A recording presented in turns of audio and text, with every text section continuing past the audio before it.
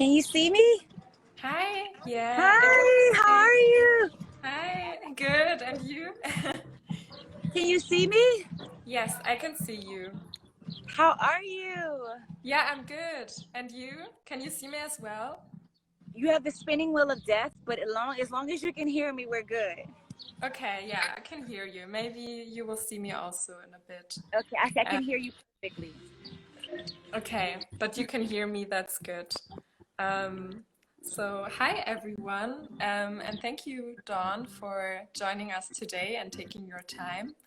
Um, Yeah, welcome everyone watching. I can see there are already like Just hearts 176 and hearts and hearts. Yeah. people. Yeah. And yeah, this is Missy Magazine in Berlin, and we're talking to Dawn Richard today. And yeah, I initially wanted to ask you, Dawn, about your morning routine because I thought you were in the US. So I thought you were just getting up, which is not the Yeah. case, I think. You're somewhere No. else. It looks really Yeah, nice though. Like, are you on the beach? I am. I'm on the beach. I was lucky enough to my partner is his cousin is Storm Reed, and her birthday is being celebrated around the world. And so I thought I'd hang out with the family, and we're here in Greece. And I didn't, it wasn't planned, but my morning regiment is all upside down because the hours are so different. We're 10 hours ahead. So it's been a little bit crazy, but my normal morning thing, a regiment is I'll get up, brush my teeth, do my facial kind of like I'll do a scrub, I'll do a moisturizer and a toner, and then I work out. I do 4 miles a day each morning, especially because tour is coming. So I'll do 4 mile run before I get my day started. Wow, this sounds really disciplined. I dream of such a morning routine. I always want to find a morning routine, but I can never like, yeah, get myself to do it. Yeah, I've been doing Yeah. it for so long. I've been doing it for so long. And then my body's, as you get older, your body doesn't do the same things it normally does. So I dance in heels. Most of the time, my shows are 2 hours. I'm going on tour with Purity Ring, who's amazing, by the way. And we're going on tour starting October 22nd. All the way to December 12th. So I just have to, in my mind, we've been in COVID. We've been very lazy in COVID. Hmm. So I want to make sure that my body is prepared for, I sing live all the time. I don't really lip sync. And I do full out choreography. So I have to prepare my body for the strenuous activity because we literally have each day is a performance. We don't have off days. Wow. Yeah. Yeah, that makes sense because I was already thinking when I was watching your videos, it looks so, yeah, you're just dancing so much, and I'm So really much amazed by dancing. it. It's like, So yeah, much it's like a dancing. Yeah. workout. Yeah. Um, well, maybe before we start talking about your new album and everything related to that, I will introduce you to everyone and also introduce me. So, Dawn Richard is a singer, a producer, a songwriter, and also an entrepreneur of a food truck, and also a creative director of a cartoon channel. And she was previously part of the girl group Danity Kane, and later also of the group Dirty Money, and is now an independent solo artist for many years already. And she's from New Orleans, Louisiana. And yeah, Dawn Richard is the star of our current Missy magazine issue, which you can see here. And yeah, I will give you a small insight from our title story from the interview. And yeah, I'm Ryan, and I'm editor of the Missy magazine in Berlin. And yeah, I will talk with Dawn today about her new album, also a little bit about Afrofuturism and mix of genres and a lot more topics. And my colleague and yeah, manager of the Missy magazine is assisting me today. And yeah, maybe this is Ola.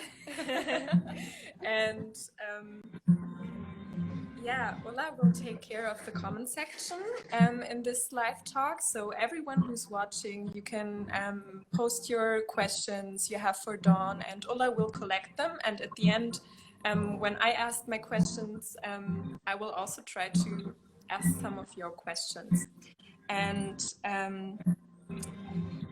yeah, I also wanted to tell everyone that if you want to read interviews with stars like Dawn Richard and also want to read other articles about pop culture and about society from a feminist lens, you can subscribe to the Missy magazine. You can find it online on our website. And yeah, back to you, Dawn. Your album Second Line came out on April 30th this year and is available on all streaming platforms and in all record stores. And yeah, maybe first, how were your reactions to the album? I mean, I guess, you know, like anybody else, we're artists, so we're super sensitive about the things that we put out, you know, and I was so nervous. Even though it's my sixth album, I always get jitters because I know that most of the projects that I put out, I'm pushing it, right? I'm pushing the ideas, I'm pushing the possibilities. I'm probably in a space that most aren't in. So like, I'm always nervous that they won't understand, you know, the context of things. They won't understand Black women in electronic. They won't get culture within dance music. They won't see, you know, New Orleans in this space. They won't, you know, encourage more brown women in this space. And so I was nervous because I was really forceful and intent. I had full intention in this album to say, no, we belong here. Women of color need to be in this space. Queer artists need to be in this space. And I wanted to be purposeful about it, but I was so nervous. And the reception has been so beautiful. I'm so honored, even just being on your guys' cover and being seen as a woman in electronic, because not just Black women, but women in general, like DJs, producers. We just need more of us, you know? And I was so grateful for the reception. It's been critically acclaimed. I've had so much appreciation, and after 6 albums, you know, you worry that you'll lose your fire, you know, like that. People will say that's, you know, you had your best album in 2000 and whatever 9 and you're done. But I've been lucky enough where I've been having a support system of a really great movement that is stuck with me. And each era, they're like, no, this is the best one, this is the best one. So I'm lucky for them to see me. So it's been a really good reception. That sounds great. Nice. Yeah. I'm looking forward to getting into some of the topics you already mentioned right away. But yeah, I wanted to say that I personally loved the beginning of the album, like right away, how you get into it. And yeah, like for me, the intro has so much drive and forward energy, which like, yeah, tears me right away into the album. And I also really like how you right away introduce the character of the album, which is also on the cover, which is King Creole. And yeah, because it's also the title of the track. And also you introduce the concept of the second line, which is also, yeah, the name of the album and also, yeah, a recurring theme throughout the whole music. And also what really stuck with me is that at the end of the intro you say, I don't need a genre, fuck it, I am the genre. And I think that's really cool because this is exactly what you do. And yeah, so maybe my first question is, who is this King Creole and what does the character embody for you? Well, I wanted to introduce my story in a different way. If people have followed my career, they know alter egos is a thing for me. King Creole is me, but I wanted to show her in the light of my journey. So she's half android, half human. And the android side of her is the first half of the album. It's the machine, right? I was born, my musical career was born through a machine. I was on a television show, reality television. I was in a pop girl group signed to a major label. That is as manufactured and as a part of, you know, pop culture as you can possibly be. And I was so grateful for that. So the android side of King Creole is my introduction into music. So the BPMs of the first half of that album is cocky. It's full quarters. It's electronic padding. It's high intensity. So the first half of the album reflects the machine side of King Creole, right? But it also tells the story of those who have pioneered electronic music. So you have house, which again started in Detroit, which was very black, right, and beautiful. You have disco, which some of my favorite incredible moments in disco from Donna Summer's, Crystal Waters, black women who was pioneered, you know, disco music. So these homages are being paid on top of you showing, you know, me showing you King Creole's machine side. And then the second half of the album is the human side, which is my DIY independent side. And everybody knows if you've been independent, that hustle is different, right? Your approach to things, you appreciate the cult following, you appreciate every sale, every ticket, you know, and the DIY aspect of things. And so King Creole's human side, that the second half of the album is way more vulnerable, way more humanized. You have more lyrically charged music. You have strings, you have use of the fiddle, use of keyboards, keys, electric guitar, bass. You have more use of live instrumentation on the second half of the album. So King Creole becomes half android, half human, and you see the journey of how how I've birthed and then grown in this industry. You know, starting out in the machine and then becoming an indie artist and finding my own way within that. And I love both sides of that duality, and this album speaks to that. So, you know, the first half is so high energy, and the second half really goes into the story of what it means to have been in this industry, but also like the beauty in it, right? The bad, the bad, the good, and the gorgeous, all in one aspect. So King Creole represents that. And so the cover is drawn like that. You get to see visually what she looks like. And I also love the fact that she's a black woman on a cover that's in an android and sci-fi space, because if you really think about it, black women haven't, or black artists haven't been seen in animation or in sci-fi the way I think we could be, right? There's a lack of us in the Afrofuturist space when Afrofuturism is an actual genre and a thing. And I would love to see more black women drawn, black femmes drawn and seen in the animation and sci-fi space.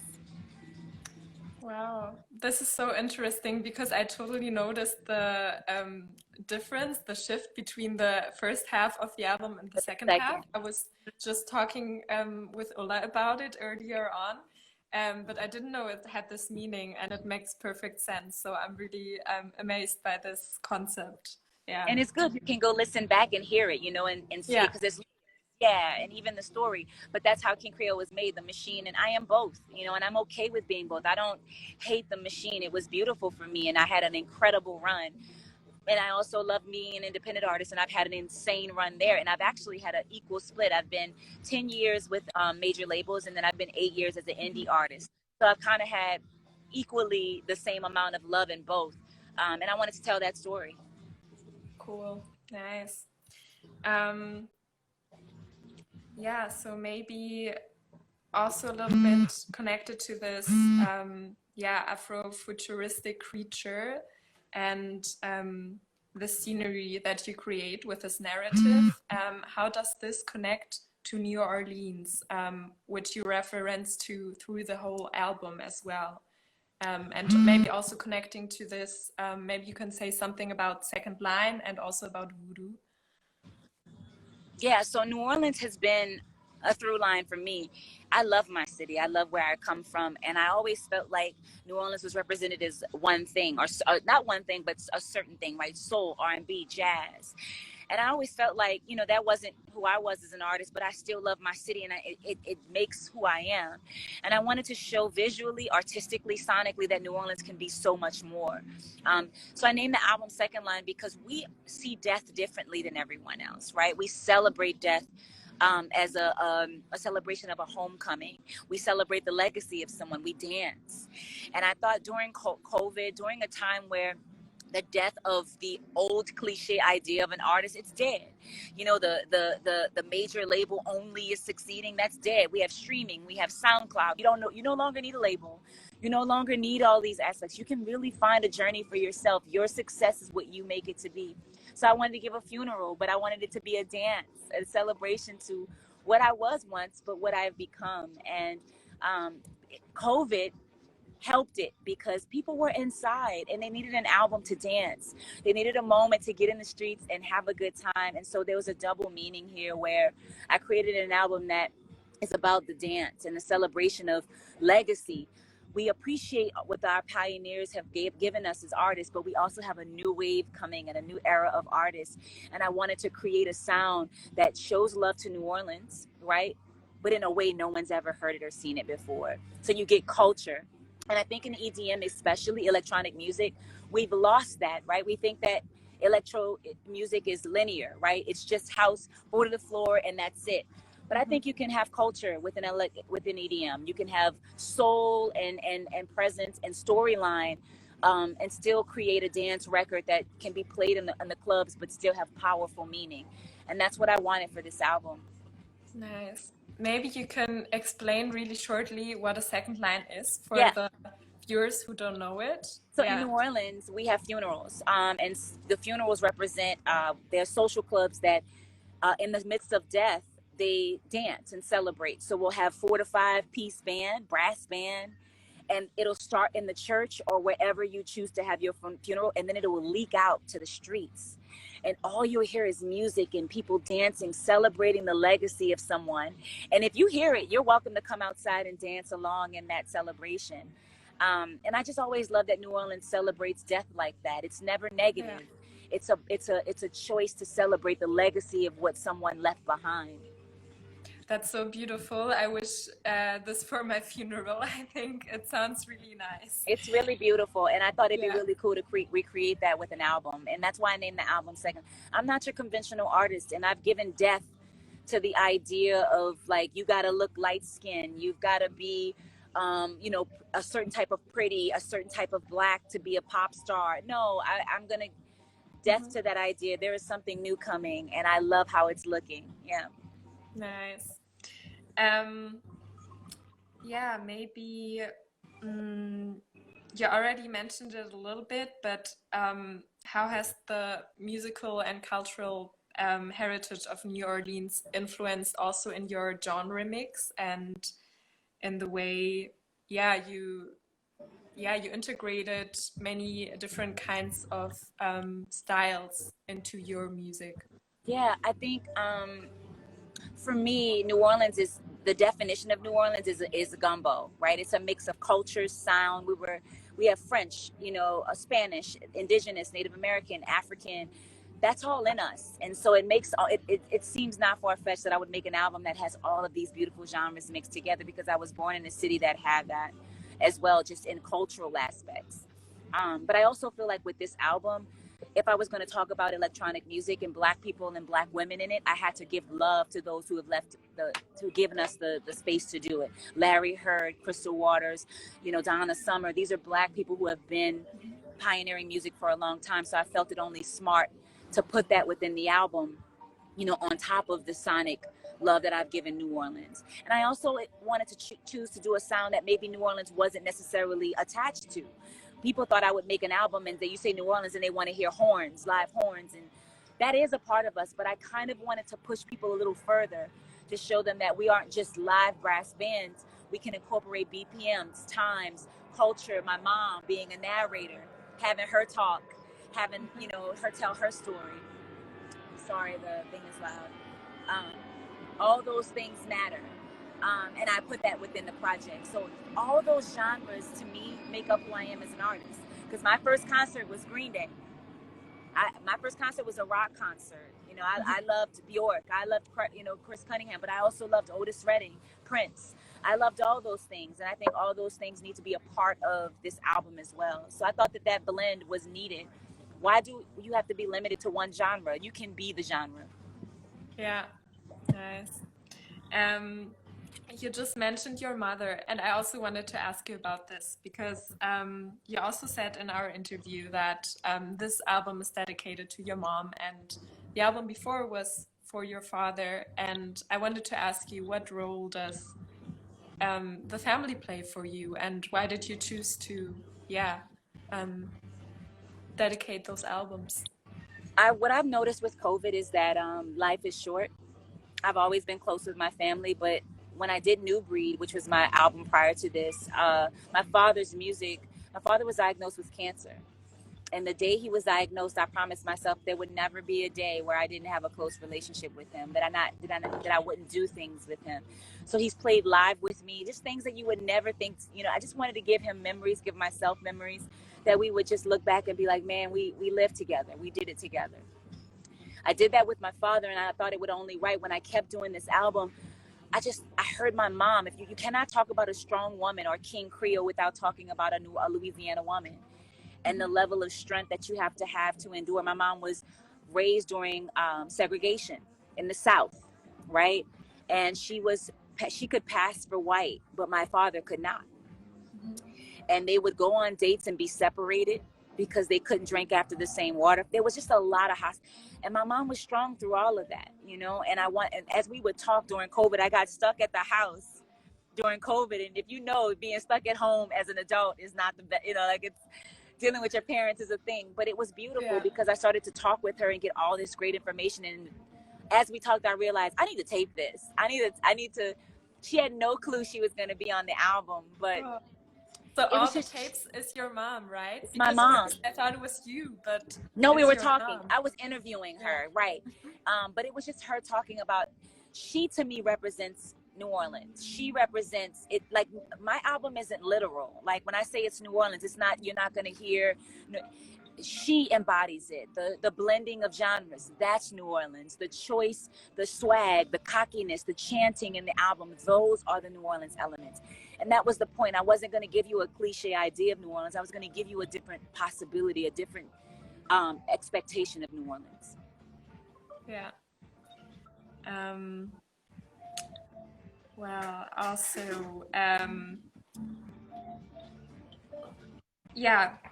What do you really like about being an independent artist? And yeah, I feel like this is also very important to you. And you also talked about wanting to include Black and queer people into your art and work with artists of those backgrounds. And do you feel like being independent, does this for you? Like, is this one of the benefits, or being indie is this, right? I don't have to ask anyone to do this interview with you. I don't have to. I want to this is what I love, right? It's the genuine conversations that you and I have as you being a woman, and me sitting down and seeing you in your thriving moment, because I relate. I know you went hard to get where you are right now as a woman, right? I get to talk to my fan base. They are not fans to me. They are creatives who just happen to like the same things I do. And I'm lucky enough to be blessed to have their opinion of my art. That's why I like being indie. It's because they'll tell me when something's not dope. They'll tell me, and then I'll watch them, and they become artists themselves. You're teaching me something as you sit here and you tell me what moves you, and then we have this dialogue. You can't, like, when you're in a major situation, that gets cut off because people are telling you where to be. You miss the growth because everyone's just telling you what it should be. When you're indie, you have to build it yourself. But in the midst of building it, you find others that are building their own empires, and you grow together in that moment. And that is so much more powerful to me. And that is what I've learned and grown. I've grown because of the creatives that have been along this journey with me. They are not fans. They are creatives who are just as powerful. They're queer in their stories. And when they tell, most of my fan base is queer. My movement, not fan base, they're queer. And the stories they tell me, I am moved, I am touched, because that journey is difficult. And I learn with them. And I try to apply that in my music, in the way I move. I try to, give platform and space, because I realize we all just need opportunity. And being indie like that I thrive in, and I'm grateful. It is very difficult. It is, I'm not, you don't become rich that way. It's, you go broke a lot because you're investing in yourself. But the rewards are so beautiful to be able to do this and to create it yourself. So that's the good thing about being indie. That sounds really inspiring, and it's probably also very nice for the people watching to hear your perspective on this and the appreciation you also give to everyone. I appreciate them. Yeah, I appreciate them. Yeah, that's really nice. So maybe we don't have a lot of time left. So Yeah, I don't know if people have questions still. I will see also if I see something here. Um, I love you guys. um, Hey, so David. I will check. What can it be? Um,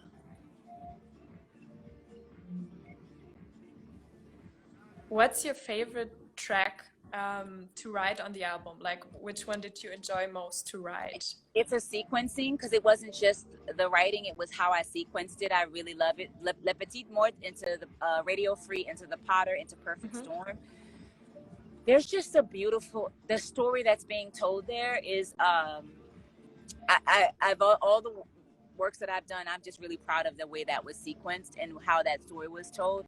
And I feel like developing it for live, it has just been very fun to play with. And it's the most honest I've ever been. I've been pretty honest in a lot of my records, but I just feel like that sequencing, those records are they could all be one song. Okay, yeah, I totally feel what you mean. Here's another question, which I think is interesting. What album would you play for someone who's listening for the first time to your music? There's two types of people, right? For the closed-minded person, for someone who just wants to listen to music, I would start them with Last Train to Paris, which is before I became a solo artist, and then I would guide them from that into Golden Heart. Then I would go into Infrared, and then I would go into Black Heart, and then Redemption, then Black Heart. I take them the back route because it's too inventive. Someone who is free in the mind and understands the concept of possibilities, who wants to break down layers, I would start them at the very beginning with the Telltale Heart and make them go down the line. From my solo work, I wouldn't even let them listen to my older stuff. I would take them from the first project I did as a solo artist and just let them go, and see how they experience it. Nice. Yeah, to like make the journey. Yeah, to make the journey, because they'll Um, get it. They'll get it. yeah, totally. So maybe one last question. What song are you most excited to perform on your tour? Like maybe outfit-wise or outfit-wise on the stage, or I don't know. What do you feel most keen to perform? I'm going so hard on this tour, and I'm opening. So it's funny because I've always headlined, and so I love Purity Ring. I love Purity Ring. So I'm excited to be opening for the first time, but I'm going so hard, and I'm not even gonna tell people because they're gonna know the set list, but we about to go off. Like I want you guys, like I'm going for it. And there's a transition in one of our records. Nothing will sound like you want it to sound, but it will Mhm. sound better than what you've ever expected it to sound. Put it that way. Sounds really nice. Now I really want to go It's like gonna on be one of your hype. concerts. I'm like totally. Like even as an opener, I'm feeling bad because I have to ask permission because I'm doing so much that I'm like, can I please have this much space on the stage? Because I've always been a headliner, and now I have to be an opener, so I'm trying to like play it, but I'm going so hard. I cannot wait it's been so long since I've been on stage. It's my favorite place, so I want to make sure I give everybody like what they've missed. That's nice. That's yeah, very good for the people going to We're your going shows. hard. Yeah. Yeah, nice. Yeah. I think we are all like excited to see more of you like on your tour now, but also in the future. I think there, yeah, it sounds like there's a lot of interesting things to come to me. I Yeah. get this vibe from you, very inspirational. And it was really, really nice talking to you. It Thank was you a so much. pleasure. Sorry about the service, but I wanted to make sure I did this. So thank you No so much. problem. Yeah, I'm glad you only were away like very shortly. Yeah, just very And short. I was trying to get back. I was you like, I'm came gonna get back. back. Yeah, that's Thank you perfect. so much. I love you guys. I cannot wait to see you on tour. I'm not gonna stop. I've got more fun stuff coming. So just stay tuned, guys. See y'all on tour. Nice. Thank